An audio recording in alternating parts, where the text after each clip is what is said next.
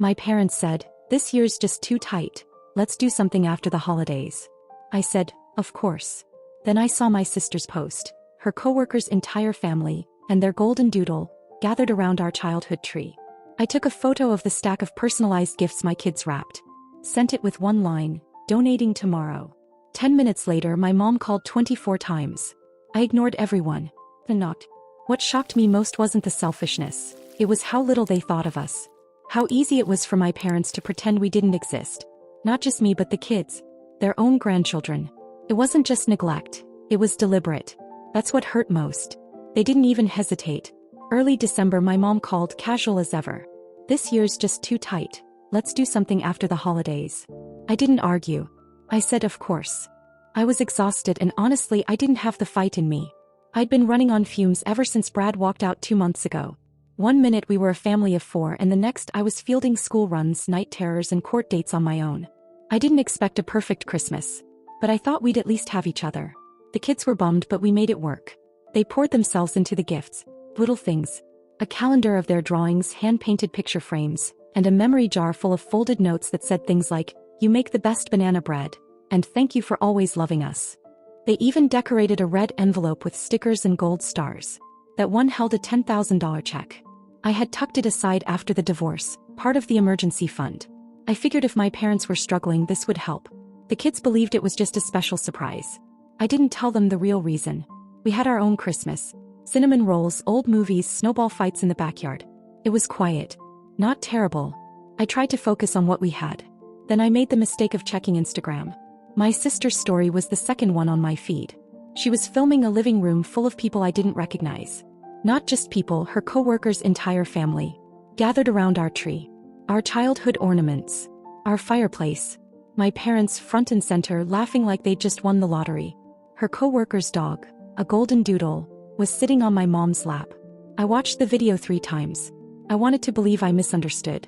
But I hadn't. I didn't say anything. Just walked over to our little stack of presents under the tree. Took a photo. Sent it to my parents with one line, "Donating tomorrow." 10 minutes later my phone lit up with 24 missed calls. All from my mom. No texts. Just call after call after call. I didn't answer. I didn't feel like hearing whatever story they were going to spin. It was almost 9:30 when the knock came. I opened the door. There they were, my mom and dad, standing in the cold holding a tin of cookies like nothing had happened. Like we hadn't been completely erased from their holiday. They stood on my porch like it was nothing. Like we were just a regular family, popping by with cookies on a snowy Christmas night. My mom held out the tin, still smiling like she wasn't the same person who cut us out of the holiday 2 weeks ago. My dad was quieter, hovering behind her, not meeting my eyes. I didn't say anything. I didn't step aside to let them in. I took the tin without even glancing at it. The cold air was biting through the doorway and the kids were inside laughing at something on the TV. I wasn't going to let that warmth get sucked out into the snow just because these two had suddenly remembered we existed. My mom cleared her throat and said they were just driving around, wanted to see how we were doing. I said we were fine. Nothing more. Then she asked about the text. The one with the photo of the gifts and that one line. "Donating tomorrow." She said it like she didn't already know what it meant. I told her exactly what it meant. The presents the kids made. The photo calendar, the hand-painted ornaments, the jar of memories. They were going to a local shelter. Families who actually wanted them would get them. Families who weren't too busy hosting strangers around someone else's fireplace. He tried to play it off. Said maybe we could get together next week instead. Something casual, something just us. But she wasn't looking at me when she said it. She was watching the edge of the envelope peeking out from under the photo in the picture I'd sent. It had gold stars. It looked like something kids would make for their grandparents, because it was. Then she asked the real question. The one she came for. Was there something in that red envelope? She already knew. He just wanted to hear me say it. I looked at her and didn't answer. I didn't need to. She shifted uncomfortably, like standing still was suddenly unbearable. My dad, who hadn't said a word until then, spoke up. He said they hadn't realized how much the kids had worked on everything, how much thought we'd put into the holiday. That maybe they'd made a mistake and we should get back on the same page. It sounded rehearsed. They didn't come to fix anything. They came because they saw a dollar amount and suddenly remembered we mattered. I told them the kids were asleep. They weren't. I could still hear them arguing about marshmallows in the kitchen, but it was enough. My parents hesitated a second longer, then turned and left. No hugs, no apology. Just the crunch of boots in fresh snow. I closed the door and looked down at the tin. It rattled when I moved it. Inside were store-bought sugar cookies shoved into a recycled Christmas container from 2 years ago. A broken one sat right on top. That night I didn't sleep much. The next morning I took the red envelope, the wrapped gifts, the jar of memories, everything. I packed it all up and dropped it off with my friend Marcy, who works with families going through crisis support. She knew just who to give it to: a dad who lost his job 2 weeks before Christmas, a mom working double shifts, and 3 kids under 9. I didn't leave a name, just instructions to pass it on quietly. By the time I got back home, my phone had 17 missed calls. By sunset it was 36. And then the texts started. The texts didn't stop. First it was the usual: let's talk, we miss the kids, New Year's is a fresh start. I ignored everyone. Not out of spite, but because I'd already seen the truth. My parents had erased us from their holiday without a second thought. It wasn't just neglect. It was intentional. They made a choice. And now that they'd realized what they walked away from, they were scrambling. The shift came 4 days after Christmas. My mom messaged again: we'd love for you and the kids to come over for New Year's. Just us. Let's make it nice. No drama. Then she added, I'll make Ellie's favorite pie. That one made me pause. Ellie saw it too. She asked if we were going. Said maybe Grandma and Grandpa were just confused or busy, that maybe now they understood how much we missed them. Eli said he wanted to play with their old train set again. He even mentioned the fire pit out back and how Grandpa used to let them roast marshmallows, even when it was freezing. I should have shut it down. But I didn't. I told myself it was for the kids. That maybe they were trying in their own flawed way to fix what they broke. We showed up just after 5 on New Year's Eve. Snow was falling again, soft and steady. My parents' house looked warm, almost perfect. Lights glowing in the windows, music playing inside. They greeted us at the door like nothing had ever happened. My mom hugged the kids a little too long. My dad called me kiddo, like we were back in some alternate timeline where he hadn't stood on my porch days ago hoping to secure a mystery check. There were candles lit. A big roast on the table. Even my sister was there with her boyfriend Jake, who spent most of the evening asking the kids overly cheerful questions like he was reading from a script. Everyone was overly polite, smiling too hard, laughing too loud. It was like watching a dress rehearsal of a family that didn't actually know each other. Then after dinner, when the kids went to the den to play a board game, my mom disappeared into the kitchen and came back with something in her hand.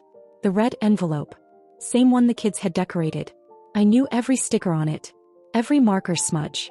I stared at it, then looked at her. She placed it carefully on the table between us. My dad sat down across from me, suddenly very interested in his hands. My sister leaned against the counter, arms crossed, not saying anything, but watching everything. My mom spoke softly. She said she just wanted to clarify something. That if the envelope was still in limbo, maybe it made sense to use it in a way that benefited everyone. She said they could put it toward home repairs. Or maybe something for the grandkids down the line. She said it like she was doing me a favor by even suggesting it. I asked her how she got it. She said she had a feeling and called around. One of the women at the donation network apparently owed her a favor. She never said exactly how she retrieved it, but the implication was clear. She dug until she found it. And once she knew what was inside, she made sure it didn't leave her reach again. I was stunned but not surprised. My parents have always believed in a strange version of ownership. If they could justify it, it belonged to them. I told her the envelope wasn't theirs. She said I'd already chosen to give it away and we're your family too. Then my sister chimed in for the first time all night. She said if I'd already been willing to give that money to strangers, I could at least do the right thing and keep it in the family. I looked around the room. All that politeness, all that warmth, it had never been real. This was the reason they invited us. They were staging a reunion so they could corner me. I stood up and called for the kids. Ellie asked if we could stay just a little longer. Eli didn't want to leave until they finished their game. I told them no. My mom looked heartbroken, but it wasn't real. It was disappointment with the outcome, not with the situation. He said I was being dramatic. That I was tearing apart a family over a gift we didn't even ask for. I didn't respond. I gathered the kids, told them to get their boots on, and thanked no one.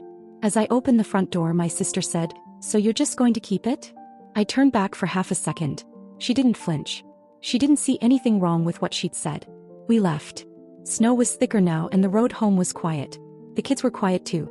The texts started up again the next morning. Longer. More urgent. And I could feel what was coming next. The morning after New Year's, my phone didn't stop buzzing. Not just texts this time, emails too. I guess my mother figured if she couldn't reach me directly, she'd try other routes. One of them was a group email to me, my sister, and my dad. Subject line: "Let's resolve this with grace." Like we were all part of some mediation and not a one-sided ambush. I didn't respond. By noon, my sister sent a long text. Said the kids were always welcome at her place. That if I didn't want to be part of the family anymore, that was my choice. But I shouldn't rob the children of love they clearly still wanted. It was calculated. The wording was exact. Then came the part one didn't expect. She said if the kids really wanted to visit Grandma and Grandpa, I should trust them enough to decide for themselves. But that trust means you're not dangling money to control everything. I read it twice. That's when I realized they were trying to flip it. Make it look like I was the one using money to manipulate them. I sat with that for a while. Let it simmer. Then a few days later, Ellie came into the kitchen holding her iPad. She'd been texting someone.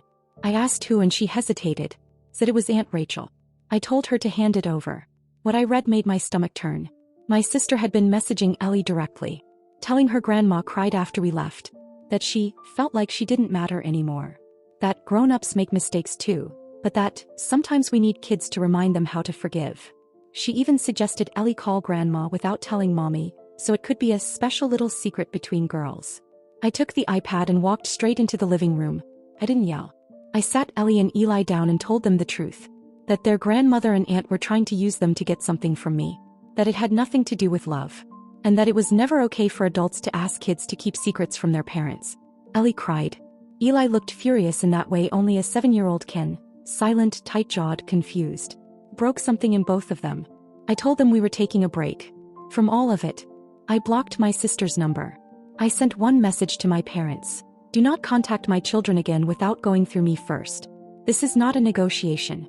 An hour later, someone knocked on my door. It wasn't my parents. It was Jake, my sister's boyfriend. He looked uncomfortable. Said he came alone.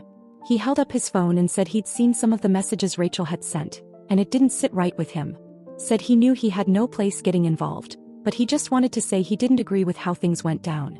Then he pulled out something from his coat pocket. A flash drive. Said I might want to see what was on it. I took it, said nothing and closed the door. I plugged it in later that night. There were screenshots, voice memos, recordings. Rachel and my mom talking, plotting really, about how to guilt Olivia into coughing it up. And if not, we'll make sure the kids know who's really keeping them away. I saved everything. Every file. Every word. And for the first time since Christmas, I didn't feel cornered. I felt ready. I didn't sleep that night. Not from worry, those days were behind me, but because I couldn't stop thinking. About how far they'd gone. About how calm they were while doing it. How easy it was for them to script manipulation into something they could call family love.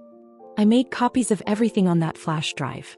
Saved it to the cloud, printed transcripts, even mailed one to a lawyer I knew through a former client. Not because I wanted to sue anyone, but because I wanted a record. Just in case. You don't leave doors like that wide open. 2 days later they showed up again. This time they didn't come to talk. They came to collect. My parents pulled up in the driveway around noon. I saw them from the kitchen window. They sat in the car for a while before getting out. No cookies, no gift bags, no fake warm greetings. Just straight to the point. I opened the door before they could knock. My dad was the first to speak. Said he didn't understand why I was blowing things out of proportion. That a simple misunderstanding had turned into a war. My mom said they'd come to get what was intended for them. She said I had offered the money, and that it wasn't right to punish them just because of a temporary lapse in judgment. They used words like rightful, fair, and reconciliation. I let them talk. Then I told them I had something they needed to see. I went back inside, grabbed my tablet and pulled up one of the voice memos. Hit play. It was my mother's voice, clear as day. If we can't guilt her, we make the kids want to come. If they miss us enough, she'll cave. He always does. My dad looked stunned. My mom went pale. I told them I had more. Dozens of messages. Plans. Their own voices laying it all out like a strategy meeting. My mom reached out to touch my arm. I stepped back. I said one thing, leave, and do not try this again. They didn't argue. My dad turned first. My mom hesitated but followed. By evening my sister tried again. A new number. A new message. You're doing this to hurt them. Not us. I replied once. Don't contact us again. We're done. And we were. The next day I booked 3 flights. One way. Me, Ellie and Eli. We were done being anyone's leverage. We left 3 mornings later. Snow still on the ground, neighborhood still draped in twinkle lights, as if pretending it was still Christmas. But for us, it was already over. We didn't tell anyone where we were going. Just packed up, boarded the plane, and flew toward Sun. We left in the middle of the night. 3 suitcases, 2 sleepy kids, and 1 worn-out mother who had nothing left to explain. I didn't tell a single soul where we were going. I didn't leave a note. Just turned off the porch light and closed the door behind me. The flight was long, but the kids didn't complain. Ellie watched clouds the whole way. Eli fell asleep with his head on my arm and didn't wake until we landed. The air hit us the second we stepped off the plane. Thick, warm, foreign in the best possible way. Ellie blinked up at the palm trees and whispered, "It smells like mangoes." She wasn't wrong. The hotel wasn't anything fancy, but the walls were clean and the view was all sky and water. There was a pool, a lazy cat that napped on the sun chairs, and a woman at the front desk who called Ellie Princess, and gave Eli 2 free mango popsicles without asking. The first morning I woke up to the sound of laughter. Real laughter. Not that tight, forced kind I'd gotten used to at home. Ellie was trying to teach Eli to hula with a towel tied around his waist. It didn't matter that neither of them had a clue what they were doing. They were free. I let them swim before breakfast. Let them eat dessert first. I didn't check my phone. Not once. For a whole week we just existed. No guilt. No performance. No obligation. And then on the 8th day I got a call. Uncle Mark. I almost didn't answer. But something made me pick up. He didn't ask where we were. Didn't ask about the money or my parents or Rachel. Just said he wanted to check in. Said he'd been keeping quiet but that he'd seen enough to know something wasn't right. He told me he admired what I did. Drawing a line, protecting my kids, walking away. Then he said something that stuck with me. Sometimes love doesn't mean staying close. It means staying whole. You chose right. That was it. He didn't ask for anything. Didn't offer advice. Just wanted me to know someone had noticed. After that call I went down to the beach with the kids.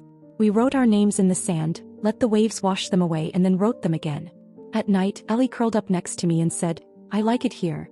It feels like we don't have to pretend." And I knew exactly what she meant. We stayed longer than planned. I let the days stretch out like a yawn. No schedule. No plan. I paid for everything from the same account that once held the envelope. I didn't feel guilty. That money was never meant to buy forgiveness. It was meant to bring peace. And it did. I haven't heard from my parents since. Not a single word. Not from Rachel either. I don't know if they've convinced themselves I'm the villain. I don't care. My kids are safe. They're laughing again. I'm sleeping through the night. And for the first time in months, I don't feel like I owe anyone an explanation. Something changes. If they reach out again or try something new, I'll write an update. But I don't know if I will. For now, thank you. To everyone who read this. To everyone who sat with me in this. You didn't have to, but you did. And that's something I won't forget.